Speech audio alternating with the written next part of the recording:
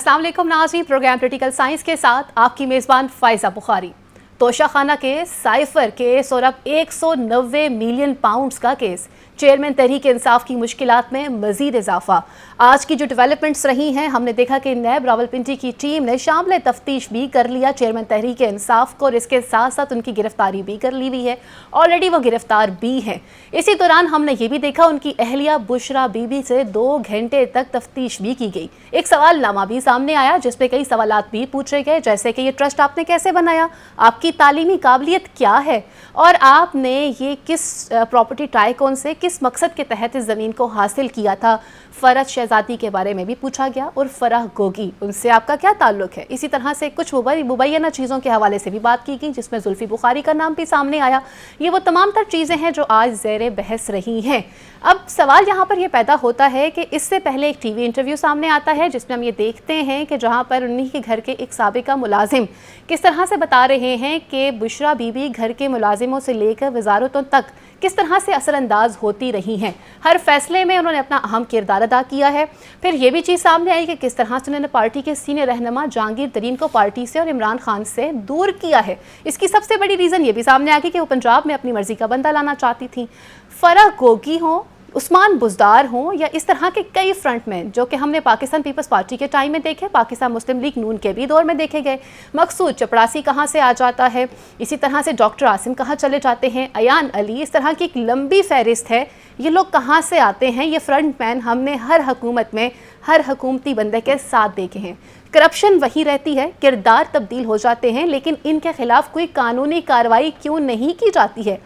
फराह गोगी इस वक्त चेयरमैन तहरीक इंसाफ को कितना बड़ा नुकसान पहुंचा सकती हैं। ज़रा ये खबर भी दे रहे हैं कि ये भी मुमकिन है कि आइंदा आने वाले दिनों में उनकी अहलिया बुशरा बीबी गिरफ्तार भी हो सकती हैं।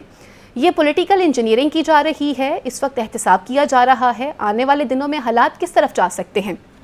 असद उमर वो पार्टी छोड़कर जा चुके हुए हैं, लेकिन ज़रा ये खबरें भी दे रहे हैं कि उनके भाई ज़ुबैर साहबी बहुत जल्द पार्टी को खुदा हाफिज़ कहने लगे हैं, क्योंकि नवाज़ शरीफ जिस तरह से अपने लोगों को नवाजते चले जा रहे हैं और जब से उन्होंने सिंध का सदर बशीर मेमन को तैनात किया है, इससे पार्टी के बहुत लोग नाराज़ नज़र आते हैं। इलेक्शन सर पे आ चुके हुए हैं। पार्टी के सीनियर अरकान का इस वक्त नाराज़ होना और ग्राउंड लेवल पे काम करने वाले अरकान का नाराज़ होना, क्या पाकिस्तान मुस्लिम लीग नून इलेक्शन के अंदर आने वाली किसी बड़ी नाकामी का सामना करने के लिए तैयार है या नहीं।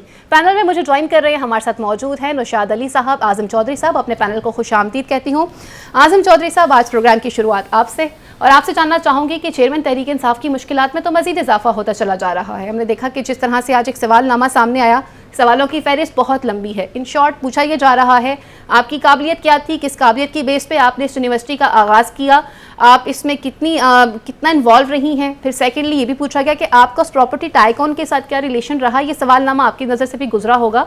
ये वो तमाम चीज़ें हैं जो दिन ब दिन चेयरमैन तहरीक इंसाफ की मुश्किलात में इजाफा कर रही हैं। आप इनको किस तरह से देखते हैं। बिस्मिल्लाहिर्रहमानिर्रहीम। देखिए, करप्शन कोई भी करे जी, वो नाकाबिले माफ़ी होनी चाहिए और जो भी करप्शन करता है उसको कटहरे में लाना चाहिए, चाहे वो किसी भी पार्टी से तल्लक रखता हो, किसी मज़हब से तल्लक रखता हो, किसी नस्ल से तल्लक रखता हो। बालातर हो गए जिसने मुल्क को, मुल्क के ख़जाने को, मुल्क की कौम को नुकसान पहुँचाया, उसके लिए माफ़ी होनी नहीं चाहिए। हमने माफ़ियाँ दे दे के अपने मुल्क का बेड़ा गर्क किया है। हम अगर अपनी पॉलिसी एक ही दफ़ा सख्त कर ले कि पाकिस्तान में करप्शन एक ऐसा जुर्म करार दे दिया जाए कि जिस पर साबित हो सारी ज़िंदगी ना तो वो सियासत कर सकता है, ना मुआशरे में इज़्ज़त के साथ जी सकता है, ना कारोबार कर सकता है, उसको पूरे मुआशरे की जानिब से जब बाइकाट का सामना करना पड़ेगा, बहुत सारे लोग जो है वो करप्शन से बाज आ जाएंगे। यही वजह है कि आज हम पुराने जो करप्शन के केसेस हैं उनमें हमें कोई सज़ा नज़र नहीं आती आज तक जी। किसी बंदे के ऊपर आज तक चार्जेस साबित नहीं कर पाए और आगे हम नई पॉलिटिकल इंजीनियरिंग में जा रहे हैं। अब इशू ये है कि चेयरमैन पीटीआई इमरान खान की गवर्नमेंट ख़त्म हुई मार्च 2022 में। 16 माह पीडीएम की हुकूमत के, 3 माह इस हुकूमत के जी। अगर 16 माह के अंदर कोई करप्शन साबित होती तो एक आध करप्शन का रेफरेंस बन जाता। तोशाखाना बना था, वो भी आप देख लें, उसका केस का फैसला भी आया और उसके बाद क्या हाल हुआ। आप करप्शन का तो एक भी केस नहीं बना पाए जी। या तो आप करप्शन का केस साबित करें, कौम को भी पता चले कि भाई इन्होंने करप्शन की है जी। उनको अंदर करें। दूसरी बात यह है, ये बुशरा बीबी या फराह गोगी अगर उन्होंने करप्शन की है तो तमाम अदारे हुकूमत के मतहत है, चाहे वो PDM की हुकूमत थी चाहे मौजूदा हुकूमत है, हुकूमत के मतहत होते हैं। ये सिर्फ सियासी बयानिए ना बनाए कि फ़लान इतनी करप्शन कर ली, फ़लान ये कर लिया। भाई हमें केसेस करके गिरफ्तारी करके दिखाएं जी। आप जब छोटे छोटे केसेस होते हैं आप इंटरपोल से रब्ता कर लेते हैं, ये तो अरबों रुपए के केसेस हैं। Exactly. आप इंटरपोल के जरिए उस बीबी को या जो जो भी करप्ट लोग मुल्क से बाहर चले गए उनको पकड़ के वापस लेके आए, कटहरे में लेके आए। आप इस तरह अताउल्लाह तारड़ साहब अगर एक केस कौम के सामने लेके आते हैं, भाई उनको नहीं लाना चाहिए था, ये स्टेट को लाना चाहिए था। और फराह गोगी ने इस हवाले से कहा भी है कि उन्हें राइट किसने दिया कि जी मैं वही अर्ज कर रहा हूँ, एक खतून ने करप्शन की है। अच्छा, ये कोई ऐसी अचंभे की बात भी नहीं है कि उन्होंने करप्शन नहीं की, ये ऐसी बात कतई तौर पर नहीं है, क्योंकि बुजदार के दौर में हम देखते रहे हैं कि ये उस वक्त हुकूमत में पूरे पार्ट एंड पार्शल थे, ये दोनों मियाँ बीवी। और उस वक्त सारी खबरें मंजरे आम पे आती थी, कभी पोस्टिंग ट्रांसफर की आती थी, कभी ज़मीनों की डीलों की आती थी, कभी प्रॉपर्टी टाइकून के साथ उसके राब्तों की आती थी। उस वक्त भी अदारों ने अपना किरदार अदा नहीं किया। आज भी स्टेट अपना किरदार नहीं अदा कर रही। इसको सियासी बयानियां बना के राह में अगर छोड़ दिया गया, मैं समझता हूँ कि ये एक और जो है ना अलमिया होगा इस मुल्क के साथ। अरबा रुपए का आप कह रहे हैं, भाई उसे पकड़ें, उसे इंटरपोल के जरिए वापस लेके आए, उससे रिकवरी करें, ये इस मुल्क और कौम के पैसे हैं। एग्जैक्टली। नुशाद साहब, हमने लास्ट भी अपने प्रोग्राम में इसी तरह से करप्शन की बात की थी, जिसमें फ़रद शहजादी और फराह गोगी की हमने बात को मेंशन किया था।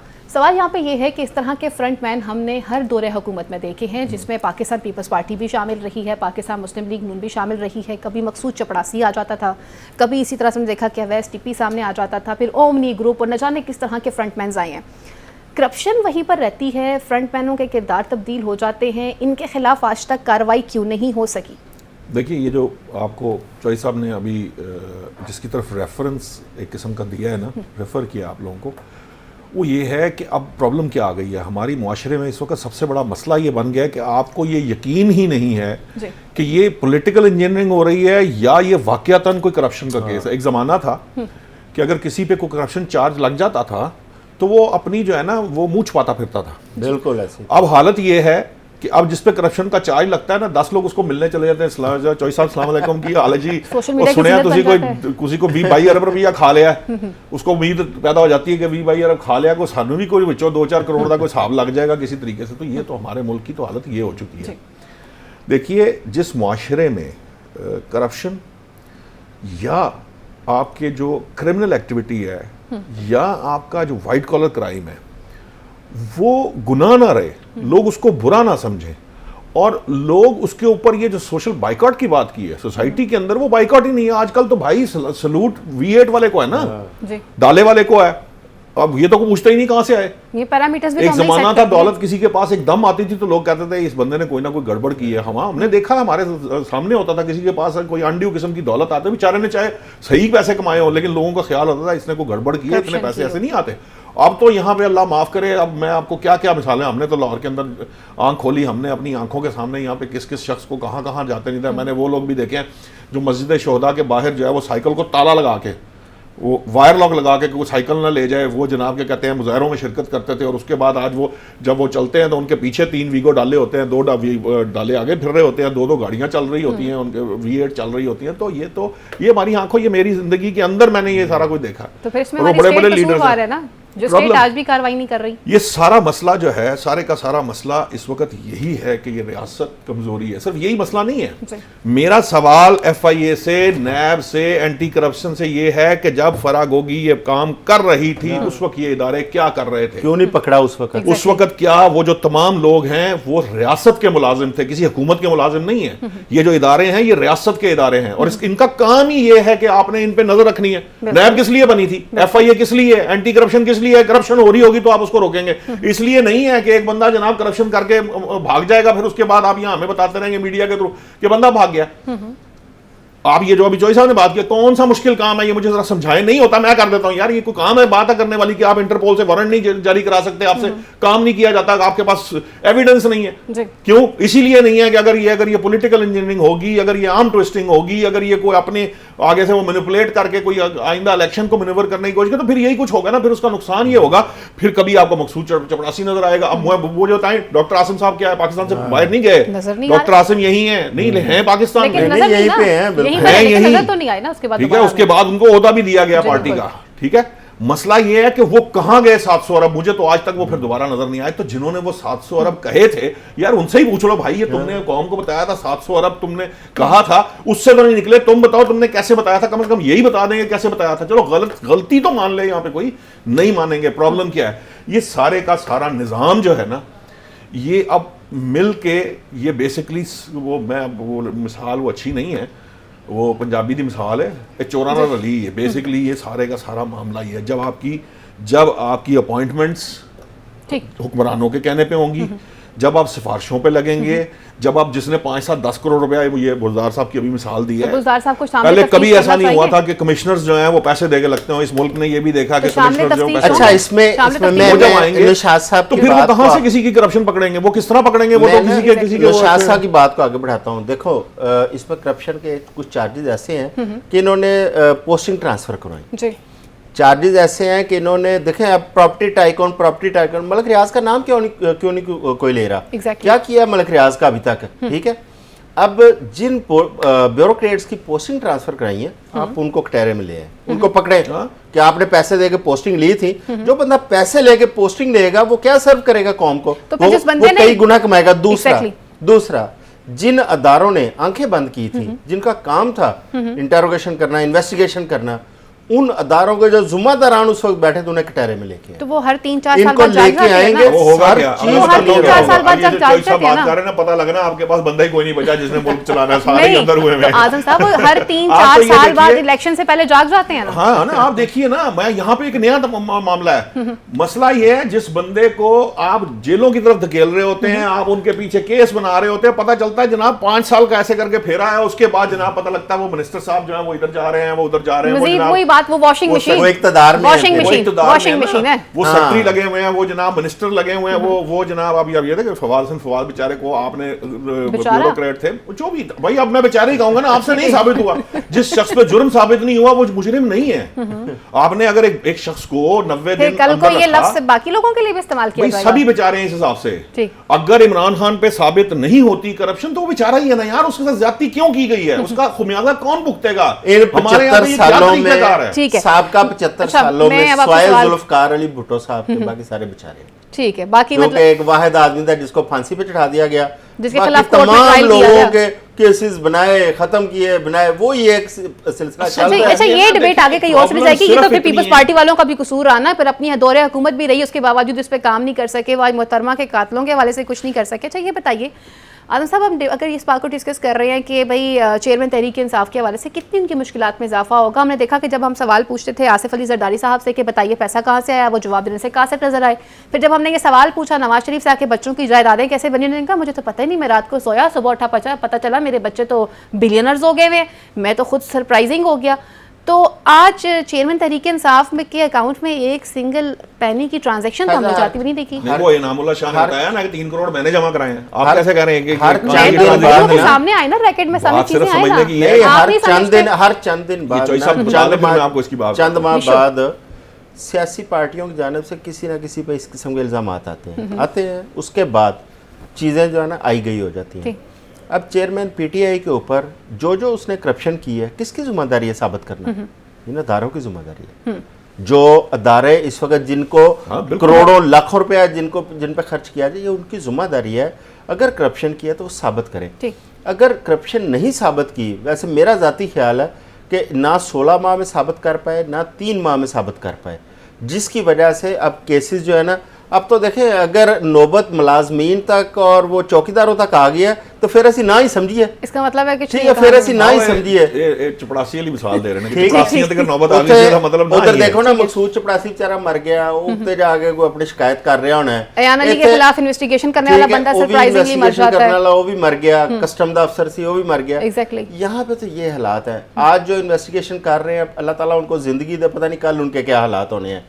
पाकिस्तान में इस वक्त कुछ भी मुमकिन है, मुइज़ाती सरजमीन, कोई चीज नामुमकिन नहीं रही है। आप अपना जवाब भी दीजिएगा, मुझे सिर्फ एक बता दीजिए कि जैसे आप कह रहे थे कि उनके मुलाजिम ने कह दिया, तो फिर हमने देखा कि जब कभी पॉलिटिकल इंजीनियरिंग का सीजन स्टार्ट होता है तो फिर इस तरह के पॉलिटिकल स्टंट भी सामने आते हैं। जब इतना कुछ ओपनली सामने आ रहा है तो फिर दिखा दे किसी अकाउंट के अंदर होने वाली ट्रांजेक्शन, बाकायदा उसकी पिक्चर या सोशल मीडिया पे तो एटलीस्ट सबके पास आना चाहिए। हम सबको हमारी नॉलेज में भी इजाफा होना कि सोशल मीडिया आप उसका केस बनाए। देखिए ना, ये तो बड़ी सिंपल चीज है। देखिए जब नैब केस बनाएगा, जो आपके इमरान खान साहब के वकील नैब के पास जाएंगे, वो उनसे वो जो उनके ऊपर इल्जाम है उसकी कॉपी लेंगे। ये कॉपी सबके सामने आ जाएगी, उसके अंदर हर चीज लिखी होगी कि कहां से। अच्छा ये जो एक मर्जी की बात आपको बड़े उसके लिए कह रही है ना, सेटिस्फेक्शन के लिए मुझे सुबह बता गई, मैं आपके भी 2 4 5 7 10 ट्रांजेक्शन निकाल के अकाउंट बना के, तो ये सोशल मीडिया पे चलता रहा ये ड्रामा। अच्छा ये फेक था? मैं जो बात नहीं, ये फेक नहीं था। बहुत सी चीजें फेक होती हैं। मतलब लोग आजकल इतने आपके जो आम लोग हैं वो इस हद तक एक्सपर्ट हो चुके हैं कि वो ये सारी इनकी कॉपीज बना लेते हैं। आपने देखा नहीं, यहाँ तो हालत ये है, यहाँ तो गवर्नमेंट के जो नोटिफिकेशन है वो जाली लोग बना के वो चला देते हैं, उसके अंदर बाद में वो गवर्नमेंटें जो है वो देती फिरती हैं क्लैरिफिकेशन के अंदर नोटिफिकेशन का। मैं अब आपको जो बात कर रहा था वो थोड़ी सी एक इंपॉर्टेंट चीज है। देखिए पाकिस्तान में जो प्रूडेंशियल रेगुलेशंस थी ये मुशर्रफ दौर में हुई थी। प्रूडेंशियल रेगुलेशन से पहले आपके यहाँ जो जितना भी पैसा आता जाता था ना, तमाम कारोबारी लोग, तमाम A to Z, किसी एक बंदे का उसका नहीं था, वो सब हुंडी के जरिए होता था। आपका कोई ऑफिशियल चैनल प्रॉपर नहीं था। ये तो बैंक्स ने जब शुरू किया प्रूडेंशियल रेगुलेशंस के बाद, मुशर्रफ दौर के अंदर ये आई। फिर उसके बाद जब FATF का मामला आया, आपकी ट्रांजैक्शंस को वाइट करने के जो मामलात हैं या उनके ऊपर नजर रखने की बात है, वो शुरू हुई। उससे पहले तो ये मामलात नहीं थे। तो ये जो है ना 80 की दिहाई की आप टीटियां निकलवा लेंगे या 80 की दिहाई की आप कोई कहानी निकाल के ले आएंगे, ये सिर्फ आर्म ट्विस्टिंग है, इससे कुछ होना नहीं है। उस बात का कोई फायदा नहीं है। ये जो अभी हम बात करें ना, आपने कहा ना कि अभी वो ट्रांजैक्शन दे दें, ठीक है ना, उन्होंने इल्जाम लगाया, भाई इल्जाम लगाया तो उसका कोई इन राइटिंग होगा, वो मीडिया के सामने पब्लिक के सामने रख देंगे। प्रॉब्लम ये है कि ये जो सारी सिचुएशन है, मैं और आप आज जब बैठे हैं ना, हमारी पोजीशन ये है कि हम ये डिफरेंशिएट भी नहीं कर पा रहे कि क्या ये पॉलिटिकल इंजीनियरिंग हो रही है, किसी की आर्म ट्विस्टिंग हो रही है, या वाकयातन करप्शन। भाई बाज़ औक़ात होता है, मैंने ऐसे केसेस दुनिया में व्हाइट कॉलर क्राइम देखे हैं जो नहीं सॉल्व होते लेकिन वो लगे रहते हैं। मैंने वो केस भी देखे हैं जो 12 13 साल। एक स्कॉटलैंड के अंदर एक बंदे ने करप्शन की, पाकिस्तानी उसमें इन्वॉल्व था, उन्होंने कंपनी बनाई, कंपनी बना के 8-10 लोगों ने दुनिया के 8-10 ममालिक में मिलियंस ऑफ डॉलर्स इकट्ठे करके वो गायब हो गए। उनमें एक पाकिस्तानी था। कोई 12-13 साल बाद मुझे स्कॉटलैंड यार्ड का एक बंदा यहाँ पे आया, वो इन्वेस्टिगेट कर रहा था। मैंने उसके ऊपर एक छोटी सी स्टोरी किसी ज़माने में दी थी। The guy came to me and met me, और मुझे उसने पूछा कि ये बताएं कि ये क्या है और ये क्या है और ये क्या है, आपके यहाँ पे कैसे काम होता है। देवर मुझे उस बंदे ने कहा कि हम उस बंदे को ये निगोशिएट कर रहे हैं कि हम आपको पकड़ेंगे नहीं, हमें सिर्फ आप वो तरीका बता दें ताकि हम आइंदा के लिए ये काम रोक दें, हम आपको इसके ऊपर इम्यूनिटी दे देंगे। तो मामला ये है, वो लोग अपने मुआशरे का सुधार चाहते हैं, वो आगे बढ़ना चाहते हैं, वो डेवलपमेंट चाहते हैं। हमारे यहाँ पे तो सिवाय इसके कि मैंने कीचड़ उछाल लेंगे सारा दिन एक दूसरे की बदतमीजी करने का काम नहीं बढ़ना। वक्त मुख्तसर है, सवाल ज्यादा है, थोड़ी सी स्पीड ज्यादा करेंगे। एक मुबैना पासपोर्ट भी सामने आ गया जो ज़ेर गर्दिश है, खबरों में भी चल रहा है। क्या चेयरमैन तहरीक इंसाफ को उनके टेन्योर में जब वो प्राइम मिनिस्टर थे नहीं बताया जा रहा था कि ये खातून क्या कर रही हैं और किस किस्म के स्कैंडल्स में मुलव्वस हैं और किस तरह से ये पैसे लेके ये सारे कारोबार कर रही हैं? और फिर बताया भी जा रहा है कि जिन प्रॉपर्टी टाइकून का आप करते नाम नहीं लिया जा रहा, $1,30,000 का ये बाकायदा उनके लिए सब चीज़ें अरेंज करवाई गई, जिसमें वो खुद फ्रंट पर नहीं, उन्होंने मजीद आगे किसी और बिजनेसमैन को इन्वॉल्व किया। पहले तो ये मलक रियाज साहब पे आ जाए। हाँ जी, मलक रियाज साहब, जरदारी साहब को भी बिलू आई, नवाज शरीफ साहब के भी बिलू आई, और आज इमरान खान साहब के भी बिलू आई, उनकी वाइफ के। अब देखें, सबसे पहले तो मलक रियाज को पकड़ के उसकी तहकीकात करनी चाहिए कि 190 मिलियन पाउंड की असल कहानी तो मलक रियाज के पास है। उसके बाद आगे कड़ियों से कड़ियां मिलनी है कि कौन कौन उसमें मुलव्वस है, कौन कौन बेनिफिशियरी है। सबसे पहला जो किरदार है वो तो मलक रियाज है, उसका नाम ही कोई नहीं ले रहा। अच्छा, फिर हम तो प्रॉपर्टी टाइकून कर लेते हैं, फिर फराग गोगी को भी पकड़े ना, क्योंकि उसको लाना चाहिए। देखें, एक बंदा जिसका खरबों रुपए का स्टेक है इस पाकिस्तान में, अगर 190 मिलियन पाउंड का इशू मेन किरदार वो है कि आप वहां से शुरू करें इन्वेस्टिगेशन। बिल्कुल, इस कौम को भी पता चले कि वाकई फेयर इन्वेस्टिगेशन हो रही है। आप सिर्फ जो है ना वो ज़बानी कलामी, वो कहते हैं ना ज़बानी जमा खर्च, वो ना करें, आप प्रैक्टिकली वो करके दिखाएं। डन। अगले टॉपिक की तरफ बढ़ते हैं। असद उमर के हवाले से बात करते हैं। पार्टी छोड़ चुके हैं। एक बात मैं सिर्फ बता वक्त भी मुख्तसर है ना मोहतरम, आपकी एक बात बहुत लंबी हो जाती है। नहीं, छोटी सी बात बताता हूँ मैं ना। देखिए बात यह है कि जिसने जो यार्डस्टिक सेट की ना, देखिए खान साहब कहते थे कि अगर किसी पे इल्जाम भी लग जाए तो वो अपना ओहदा छोड़कर आके अपनी इन्वेस्टिगेशन करे। इसी तरह से उनके इर्द गिर्द जो लोग हैं, मतलब बुशरा बीबी, उनकी अगर फर्ज करें उन पर इल्जाम है, वो आके पेश हों, अपनी रसीदें दिखाएं। वो याद है रसीदा कड्डो वाला मामला, रसीदें दिखाएं, अपने सिस्टम को सीधा करें, निकल जाए।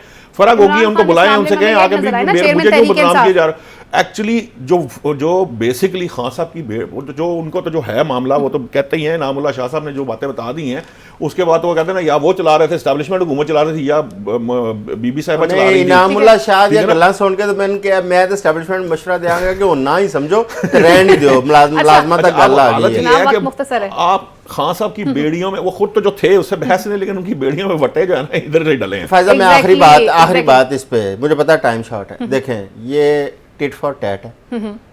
14 अरब का करप्शन का केस था, मनी लॉन्ड्रिंग का शहबाज शरीफ साहब पे, 14 अरब का इमरान खान पे बनेगा। ठीक है, वहाँ पे मरियम नवाज पकड़ी गई थी, यहाँ पे बुशरा पकड़ी जाएगी। तो ये भी फिर मानिए ना कि यहाँ पे चेयरमैन तरीके से आपकी केसेस माशाल्लाह से बुशरा बीवी ने आज इस हाल तक पहुंचाया है मोहतरम।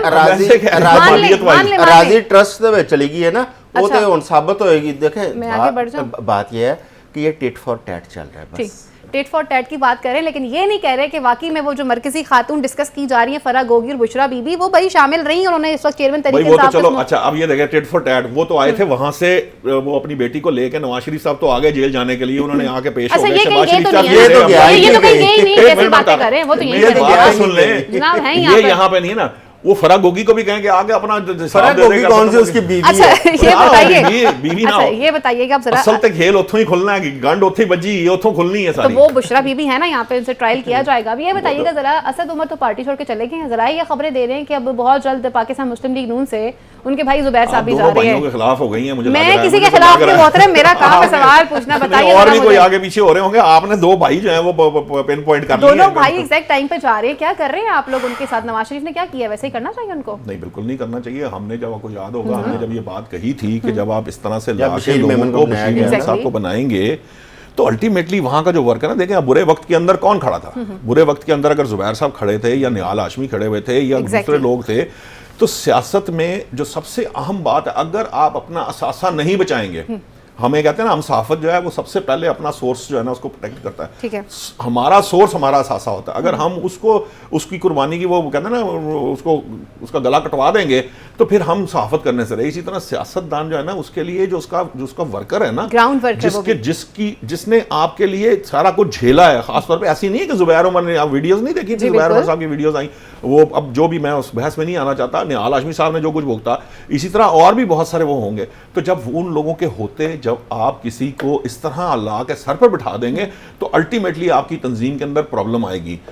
अब मसला क्या है? मसला ये है कि इसमें एक इंपॉर्टेंट जो एरिया है वो ये है कि सिंध के अंदर वैसे भी कोई नून लीग का को बहुत, आज खुर्शीद शाह ने भी कहा है, शजील मेमन ने भी कहा, उन्होंने भी कहा है, बहुत हाई स्टेक नहीं है वहाँ। वो वैसे ही शहरी आबादी में एमक्यूएम की तरफ जा रहे हैं, देही सिंध के अंदर तो उनको किसी ने दाल गलने लगी। वो जो जीडीए होगा वो क्या कर लेंगे। आजम साहब आपका पॉइंट भी ले लेंगे, यहाँ पे लेते हैं मुख्तसर सी ब्रेक। और जहाँ पे बात की जा रही है फराह गोगी के हवाले से, तो इस तरह के फ्रंटमैन अगर उसमें बुशरा बीबी मुलविस और फराह गोगी मुलविस हैं तो लाजिमन कानून के तौर पर कार्रवाई होनी चाहिए। यहाँ मुख्तसर सी ब्रेक, और ब्रेक के बाद मजीद इश्यूज को प्रोग्राम का हिस्सा बनाते हैं।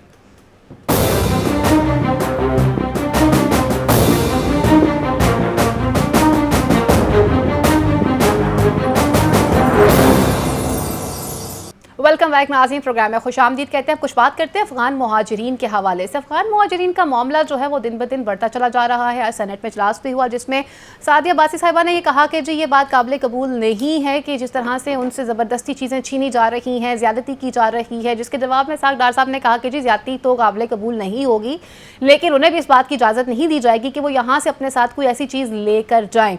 अब हमने ये देखा है कि जब से ये मामला सामने आया है, इससे पहले निगरान वज़ीर आज़म ने भी एक प्रेस कॉन्फ्रेंस कॉन्फ्रेंस की थी जिसमें उन्होंने कहा था कि अब ये अफगान हुकूमत पर डिपेंड करता है कि वो TTP को सिलेक्ट करते हैं या वो हमारे साथ ताल्लुकात ठीक करना चाहते हैं।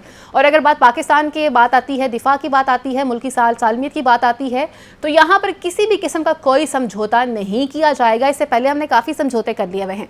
मौलाना फजल रहमान साहब ये कहते हैं कि इस हवाले से कमीशन को तश्कील देना चाहिए। माजी में भी कई कमीशन बने और हमने देखा कि कमीशन बनाने का मकसद ही यही रहा है, या तो उसके पीछे सियासी मकासद शामिल हुए हैं या फिर उस चीज़ से तवज्जो को हटाना जो है वो काफ़ी ज़रूरी समझा जाता रहा है। और अफगान हुकूमत का मौक़िफ़ भी हमारे सामने खुल के आ चुका हुआ है कि वो किस तरह से पाकिस्तान के साथ ट्रीट करना चाह रहे हैं कि हम आपके लोगों को अपने पास पनाह दे रहे हैं और उसके बदले में आप हमें वहाँ से दहशतगर्दी तोहफे में दे रहे हैं। पैनल की तरफ बढ़ते हैं। आजम चौधरी साहब, ब्रेक पे जाने से पहले हम बात कर रहे थे असद उमर साहब के हवाले से और ज़ुबैर उमर साहब की बात की जा रही थी। चौधरी निसार, शाहिद हकान अब्बासी, ये लिस्ट बहुत लंबी है पाकिस्तान मुस्लिम लीग नून की और इलेक्शन सर पे खड़े हैं। तो क्या इस किस्म की जो बेवकूफ़ी है वो नवाज शरीफ के लिए कोई आइंदा आने वाले दिनों में कोई प्रॉब्लम तो क्रिएट नहीं कर सकती कि जहाँ पे लोग अपने ग्राउंड वर्कर्स को अपने साथ रखते हैं और उन वर्कर्स को जिनके हवाले से नुशाद साहब ने भी जिक्र किया कि ये वो लोग हैं जिन्होंने टफ टाइम में आपका साथ दिया है और आज आप नवाजने पर आए हैं तो आपने बशीर मेमन साहब को नवाज दिया। तमाम पार्टियों का अलमिया है। हम पहले भी एक दिन इस पर बहस कर चुके हैं। देखें, पीपल्स पार्टी पे अगर आप देखें, फहमीदा मिर्ज़ा, उनके खामन जो है मिर्ज़ा, क्या नाम है उनका, जुल्फ़िकार मिर्ज़ा, इस किस्म के ही पीपल्स पार्टी के बहुत सारे नाम हैं। अब PTI की जानब हैं, ये इस्तेकाम पार्टी कौन है? ये सारे वही हैं जो PTI से नाराज़ हुए, आज इस्तेकाम पार्टी बनाई है। वो PTI पार्लिमानी कौन है? वो भी वही लोग हैं जो PTI से नाराज़ हुए, उन्होंने अलहदा ग्रुप बनाया। इसी तरह मुस्लिम लीग नून है। मुस्लिम लीग नून में से मुस्लिम लीग काफ भी बनी थी, आपको शायद याद हो, मुशर्रफ दौर में। अब मुस्लिम लीग नून के कुछ ऐसे लीडर्स हैं जिनकी कुर्बानियाँ मैं समझता हूँ कि नाकाबिले फरामोश है, जिसमें चौधरी निसार अली खान है, शाहिद हकान अब्बासी हैं, मुशाहिदुल्लाह मरहूम, अल्लाह ताला उनकी मग़फ़िरत करे, बहुत सारे ऐसे नाम हैं। अब ये लोग क्यों नाराज़ हुए? उसकी वजह यह थी कि जब लीडरशिप उनके ऊपर कुछ चीज़ें ऐसी थोपने की कोशिश करती है या अपनी औलादों के उनके ऊपर ला के सर पे बिठाती है, तब जाके ये चीज़ें ख़राब होती हैं। लेकिन ये फिर भी करैक्टर वाले लोग हैं। आप देखें, चौधरी निसार अली खान को कितनी देर हो गई है वो साइड पे हो गए, खामोश हो गए हैं। उन्होंने कोई दूसरी पार्टी ज्वाइन नहीं की और उन्होंने कभी भी कि बिलो द बेल्ट उन्होंने बात नहीं की अपनी साबका लीडरशिप के हवाले से। इसी तरह शाहिद हकान अब्बासी हैं, पिछले साल 1.5 साल से वो इजहार नाराज़गी करते हुए हमें नजर आ रहे हैं। अभी हालिया भी उन्होंने किया, लेकिन कोई बात उन्होंने इस तरह की नहीं। मिफ्ता इस्माइल भी हैं, जो कि मिफ्ता इस्माइल उनका वो साथी समझे जाते हैं, दोनों ताब रहे हैं वो मरियम नवाज के। अब वो दोनों बड़ी देर से गिले शिकवे कर रहे हैं। लेकिन शाहिद हकान अब्बासी साहब को तो मुस्लिम लीग नून ने 1-2 दफ़ा लिफ्ट कराई है, लंदन भी गए हैं, मियां नवाज शरीफ से वहाँ पे मिले। लेकिन मिफ्ता इस्माइल के हवाले से हमें अब तक नहीं पता चला कि क्या उन्हें भी कोई शफकत का हाथ फेरा गया या नहीं। अच्छा, अब वहाँ पे सिंध के अंदर जब इन्होंने बशीर मेमन साहब को बनाया सिंध का प्रेसिडेंट, तो ज़ाहिर है सिंध के जो पुराने लोग थे उनके अंदर भी एक एहसास वो जागता है, तकलीफ होती है कि हम लोग पुराने यहाँ पे अंजाम देने वाले हैं। साहब जो है ना, उनके साथ मामलात जो हैं वो नून लीग कर लेगी। मुझे कुछ इस तरह की बातें सुनने को मिली हैं। अब ये हकान अब्बासी साहब से भी कर लेंगे। मिफ्ता इस्माइल का मसला इसहाक डार साहब से, वो फाइनेंस के इशू के ऊपर ना उनकी आपस में थोड़ी सी जरा एक डिफरेंस ऑफ ओपिनियन बहुत यहाँ पे भी बीच में एक खातून इन्वॉल्व। अब देखते हैं कि क्या होता है कि वहाँ पे बुशरा बीबी, यहाँ पे मरियम नवाज, कौन अपनी जिद में आगे जाता है। कुछ बात करते हैं अफगान मुहाजिरीन के हवाले से। नुशाद साहब, हमने देखा कि डेवलपमेंट ये सामने आई कि हम ये देख रहे हैं कि वो बता रहे हैं, मुझे पता आप कुछ कहना चाह रहे हैं, लेकिन आप ये बताइएगा जरा कि जनाब अगर आप कोई छेड़खानी करती हैं तो फिर जवाब जरूर लिया करें, ये काम ना किया करें कि आप वो खातून। देखिए मेरी बात सुने, फिर आप मरियम नवाज पे बात कर लेते ना। बात ये है, आप देखिए मेरा टॉपिक है, मेरे टॉपिक पे बात करनी है, ठीक है ना, लेकिन आप जाते जाते कंक्लूड, मैंने आपको कहा था मैं मेरे से आप ये स्किप नहीं करा सकती कोई चीज, ना ही मेरे से कोई रडार मेरे जो छोड़ दें, हम साथी हैं, हमारा काम ही इजारा नहीं करते। तो देखिए ये बात नहीं है, सिर्फ इस तक मामला नहीं होता कि जी सिर्फ मरियम नवाज का मामला है या उसके हमजा शहबाज का मामला है। जो पंजाब की सियासत है उसके अंदर अगर हमजा शहबाज मौजूद भी हैं, और मैं आपको एक बात बताऊं, आप लोगों ने ये जो मीडिया के अंदर ये शीन काफ नून पे जो ये बनाते रहे हैं, वो सारे उन्हें मुंह की खाने को आज तक बोले और यहाँ बोले ना, बात ये नहीं है। वहां पे खातून, अब वो मैं आपको ये नहीं कह सकता उसको बंदा बना लें, मसला दोनों टॉपिक्स में ये ऑरेंजेस और वो अमरूद इकट्ठे, बल्कि ये ऑरेंजेस अमरूद नहीं है, ये तरबूज और खरबूजा इकट्ठा करने वाला काम है। इस तरह में डिस्कशन कर लेंगे। आप मुझे ये बताइएगा, अफगान मुहाजिरीन के हवाले से जिस कमीशन की बात की जा रही है, इससे पहले कई कमीशन बन चुके हैं यहाँ पे, हमने देखा उन कमीशन की कभी कोई ना तो हमें कोई खातर ख्वाह कोई रिजल्ट सामने नजर आया, और जब भी देखा तो उसके पीछे कोई ना कोई सियासी मकसद लाजमी था। और वही बात हो रही है, मौलाना फजल रहमान साहब कह रहे हैं तहम्मुल से काम लीजिए, कमीशन बना लीजिए।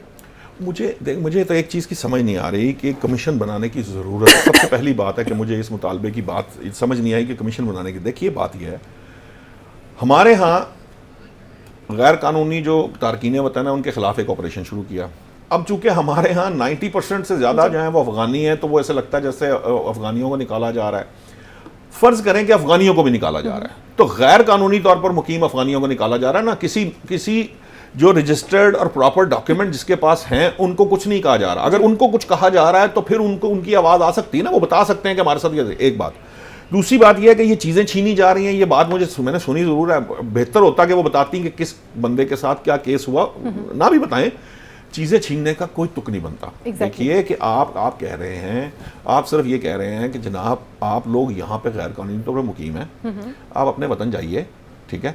यहाँ फर्ज करें आपने कोई जायदाद बनाई है, कोई चीज की है, आप वापस जाएं वहां से एक प्रॉपर तरीके से, एक थ्रू प्रॉपर चैनल आप डॉक्यूमेंट होके वापस आइए, ताकि हमें पता हो कि कोई शख्स वहां से यहाँ आया और यहाँ से वहां जा रहा है। क्योंकि पहले भी ये प्रॉब्लम आ रही है, ये पता ही नहीं है कि कितने लोग बॉर्डर क्रॉस कर रहे हैं। और अब तो अभी तो गवर्नमेंट ने, आज मेरे ख्याल में देख रहा था कि मजीद 3 जगहों पर वो जो बॉर्डर क्रॉसिंग के लिए वो बनाने का वो शुरू कर दिया है कि भाई 3 और जगह खोल दी जाए, ताकि लोग ये ना कहें जी हमें एक तरफ से जाना पड़ता है।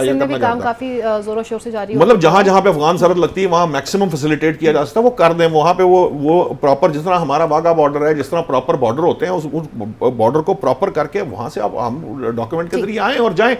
अब ये जो मसला है ना, यहाँ पे हो रही थोड़ी सी पॉलिटिक्स। आपको शायद याद होगा, हमने थोड़ी दिन पहले भी ये इस पर बात की थी। ये असल में मसला ही उन लोगों का है जिन्होंने यहाँ पर अपनी, जिनकी अगली नस्लें आ चुकी हैं, जिन लोगों की यहाँ शादियाँ हो चुकी हैं, जो खानदान के खानदान यहाँ आबाद हैं, और वो मखसूस सियासी जमातों के वोटर्स हैं। पॉलिटिकल फायदा कोई शामिल नहीं है। तो वो कहीं ना कहीं किसी का कोई ना कोई स्टेक होता है, खास तौर पर केपीके में और किसी हद तक बलूचिस्तान के कुछ एरियाज में वो खास स्टेक मौजूद है, जहाँ पे उन लोगों के साथ मामलात हैं, तो उन्हें उनके लिए आवाज़ उठानी पड़ती है, क्योंकि उनको बड़ा फ़र्क पड़ेगा इस चीज़ से। लेकिन मैं आपको फिर उस दिन भी एक बात बताई थी कि ये बहुत इंपॉर्टेंट है। देखिए, हम इस पोजीशन में नहीं हैं कि हम मजीद बोझ बर्दाश्त कर सकें। ये जो सारी तगोदौई इसलिए है कि यार मुझे तो अपनी 2 वक्त की रोटी का मामला इस वक्त बना हुआ है। पाकिस्तान इस वक्त ये बर्दाश्त नहीं करता। या तो आप कहना कि जनाब डॉलर कहीं से आ रहे हैं, UNHCR हमें डॉलर भेज रही है पाकिस्तान को अमेरिका एड दे रहा है, फला दे रहा है, ढींग दे रहा है, फिर हमें समझ में आ जाएगी चलो यार उनका खर्चा कम से कम हम पर बोझ नहीं है। अब मसला ये हो चुका है कि ना सिर्फ वो बोझ है, दूसरा एक बड़ा मसला ये हुआ है कि रिसेंट जो चीज़ें, जो फैक्ट सामने आए हैं, जब प्रॉब किया गया तो आपके दहशतगर्दी में इन्वॉल्वमेंट अफगानी निकल आए हैं, स्मगलिंग में निकल आए हैं, पेट्रोल स्मगलिंग में निकल आए हैं, आपके इसके अलावा जितना भी यहाँ क्रिमिनल एक्टिविटी उसमें निकल आए हैं, अगवा बराए तवान होता है तो उसमें निकल आए। तो फिर आपको ये लगता है कि आपको लॉ एंड ऑर्डर संभालने के लिए ये ज़रूरी है। दूसरा मसला क्या है, आज इसहाकडार साहब ने यह भी कहा है सेनेट में खड़े हुए कि जनाब ये दहशतगर्द जो वापस बुला के यहाँ बसाए गए थे, वो जिसने बुलाए थे उनको भी तो जरा पकड़े ना। ये पॉलिसी इसने शिफ्ट की थी, क्योंकि हम तो एक दफा दहशतगर्दी ऑलमोस्ट कंट्रोल कर गए थे। हमारे यहाँ ये बात दुरुस्त है, ये किसी हुकूमत का मामला नहीं है, लेकिन एक वक्त तक हमारे यहाँ बहुत कंट्रोल। अब हालत ये हो रही है कि रोजाना की बुनियाद पे, आज भी ISPR की आपने देखा होगा कि 2-3 जवान शहीद ऑलमोस्ट रोजाना की बुनियाद पे। अगर इसहाकडार साहब ये कह रहे हैं कि जो दहशतगर्दों को लाते रहे उनके खिलाफ भी फिर उनको शामिल तफ्तीश करना चाहिए, फिर हमें पीछे और भी जाना पड़ेगा। यहाँ पे फिर एक जमात ऐसी भी है जिसने दहशतगर्दों को प्रॉपर्टी अपने पास बना भी दी थी। कुछ ग्रुप्स ऐसे थे जिन्हें अपने पास जिसने दी है उसको पकड़े, उनके खिलाफ भी कार्रवाई होनी चाहिए, बिल्कुल होनी चाहिए। लेकिन अगर मैं मजे करते रहे, आप मुझे बताएं, मैं किसी दहशतगर्द को बुला के फर्ज करें, मैं मीडिया से मैं और चौधरी साहब किसी दहशतगर्द को पनाह दे लें या रख लें, तो हमें कोई छोड़ेगा, बख्शेगा? ठीक है, बात स्टेट किरदार की आ जाती है। आजम चौधरी साहब, हमने देखा कि हमने जब मेहमान नवाजी के लिए अपना जिगर बड़ा किया तो हमें रिटर्न में हमेशा दहशतगर्दी ही तोहफे में मिली, और पिछले 1 महीने के अंदर जिस तरह से हमने देखा दहशतगर्दी के वाकयात में दिन ब दिन इजाफा होता चला जा रहा है, उसके बाद भी हमें किसी कमीशन की ज़रूरत है। जब एक निगरान हुकूमत ने एक स्टेप ले लिया है, इदारों के साथ मिलकर स्टेप लिया है कि बस अब मजीद इससे आगे हम नहीं जा सकते, हम दहशतगर्दी को बर्दाश्त नहीं करेंगे। देखें, इस पर हम पहले भी बहस कर चुके हैं कि कौन कौन से पॉलिटिकल स्टेक होल्डर्स हैं जिनके सियासी मुफादात वाबस्ते हैं। जो अभी निशात साहब जिक्र कर रहे थे ना, KP और बलूचिस्तान में। अब देखें, 2 शख्सियात हैं जो सियासी लीडर हैं एक ही पार्टी के, जो सबसे ज़्यादा लाउडली इस पर जिन्होंने अपना रिस्पॉन्ड किया। एक मौलाना फजलुर रहमान, एक हाफिज़ हमदुल्ला जी। ये 2 शख्स जो है ना वो बोले हैं। अब वो क्यों बोल रहे हैं, इनके पहले भी कहा जाता है कि जो अफ़गान वहाँ पे आबाद कर रही है उसके अंदर इनका एक बहुत बड़ी तादाद में वोट बैंक है। सियासी तौर पर ये अफ़गानिस्तान में जब वापस जाएंगे उन्हें सियासी तौर पर नुकसान पहुँचेगा। अब दूसरी बात, देखिए पाकिस्तान ने 40-45 साल मेहमानबाजी की, नेकी की, अच्छाई की, हमें बहुत बहुत बुरे उसके नुकसानात भी उठाने पड़े, दहशतगर्दी, स्मगलिंग, हर चीज़। अब ये भी बात दुरुस्त है कि इनको चले जाना चाहिए, क्योंकि तारकीने वक़्त का एक टाइम होता है, और जो इलीगल है उन्हें अपने मुल्क जाना चाहिए। जबकि वो कह रहे हैं उनकी इकोनॉमी स्टेबल हो गई है, वहाँ पे अगर उनके बकौल डॉलर 66 रुपए का उनके अफगानी, तो भाई हम तो हमारे तो 280 रुपए का, आप अपने मुल्क में चले जाएं, आपकी इकोनॉमी ठीक है। बिजली के लेकिन मैं यहाँ पे एक चीज़ कि हमें अपनी नेकी ज़ाया नहीं करनी चाहिए। हमने अगर 45 साल बर्दाश्त किया है, सब्र किया है, उन लोगों की रोज़ी रोटी हर चीज़ का हमने यहाँ पे इंतज़ाम किया, बंदोबस्त किया, हमें जज्बाती होकर अपनी नेकी नहीं ज़ाया करनी चाहिए। कोई बात नहीं, थोड़ा सा होने के बाद भी मेरी अर्ज सुने, इसके बावजूद ये जो तरीकाकार हम अडॉप्ट कर रहे हैं, इसको अगर हम इसी तरह तरीकाकार अडॉप्ट करेंगे, फिर ब्लैकमेलिंग भी होगी। सेनेट में बिल्कुल दुरुस्त बात हुई है, उनकी बहुत सारी जायदादें हैं, कारोबार हैं, सब कुछ है। अगर फ़र्ज़ करें स्टेट उन्हें इंश्योर करती है कि आपका कारोबार, आपकी जायदाद, वो थर्ड पार्टी यहाँ पे बेशक गवर्नमेंट उसका इंतज़ाम करे, तो उसको नुकसान नहीं होगा, कोई कब्ज़ा नहीं करेगा, कोई ब्लैकमेल नहीं करेगा, जितने की बिकेगी, जितने की उनकी चीज़ होगी, उनको उतनी पेमेंट मिलेगी। इसमें स्टेट को अपना किरदार अदा करना चाहिए।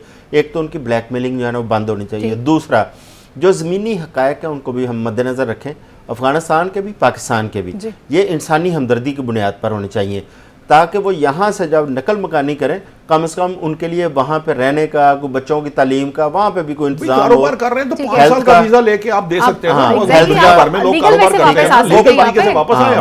पाकिस्तान आना चाहें कानूनी तरीके से आए, लेकिन इसका अभी जो जिस तरह गवर्नमेंट की पॉलिसी, अगर इस पर नज़रसानी नहीं की जाती, तो हमारी जो आज के दिन तक हमारे जो लॉ इन्फोर्समेंट एजेंसीज हैं, जिसमें पुलिस सरे फहरिस्त है, आप देखें वो हमेशा हदूद से तजावज़ करती हैं।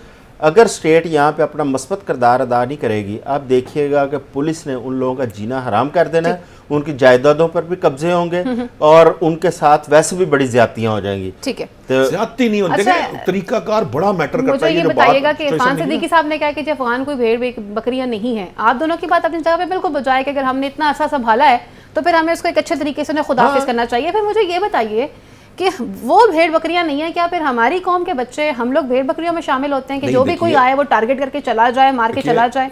ये मजाक हो रहा है यहाँ पे। ये तो किसी जगह पे भी आपको आलम चौधरी साहब ने ये नहीं कहा कि किसी दहशतगर्द को नहीं, वो बिल्कुल नहीं कह रहे, लेकिन मेरा ये आपसे सवाल है कि मुझे ये बताइएगा कि हम कितना दिल बड़ा कर सकते हैं जनाब, कितना फूए दरगुजर का हम दर्ज देंगे। किसी भी काम करने का जो तरीका है ना, दैट मैटर्स अ लॉट। आप यही काम खुश उसलूबी से भी कर सकते हैं। अब एक महीने में आपने कौन सा कोई 100% जो है वो उठा के बाहर फेंक दिए, या आप ये कर सकते हैं कि आप ऐसे करके लाद के तो उठा के ऐसे करके फेंक दें? नहीं, दिस इज नॉट पॉसिबल। आप एक प्रोसीजर के तहत चलेंगे, उसमें आप थोड़ा सा एहतराम के साथ, इज्जत के साथ आप उनके मामलात को तय फर्ज करते हैं। ये जो अभी बात हो रही है, ये दुरुस्त बात है, तो रियासत नहीं करेगी, लेकिन ये जो लोग हमारे यहाँ पे खूंखार भेड़ियों की तरह फिरते हैं ना, जैसे इस इलाके में पता चल जाए कि यहाँ पे एक अफगानी है, उसकी जो है वो जाने वाला है, तो यहाँ के पुलिस वाले, SHO फलां ये, फिर ये जो यहाँ के अपने यहाँ पे जो बिजनेसमैन है, फर्ज करो माफियाज हैं, वो पल पड़ेंगे उसके ऊपर के जनाब इसका बेड़ा गर्क किया जाए। इसका तरीका बड़ा आसान है। देखिए, इसमें कोई ऐसी बात नहीं है। वो उस बंदे को कहें कि जनाब आपको जरूरत ही नहीं है किसी को बताने की, आप चुप करके आए, आके यहाँ से एक दफा अपनी फैमिली को भेज दें, आप आए, आके जरा एक दफा इन आउट करें, अपना जो पासपोर्ट प्रॉपर तरीके से, जो भी सिस्टम है उसके तहत वापस आए।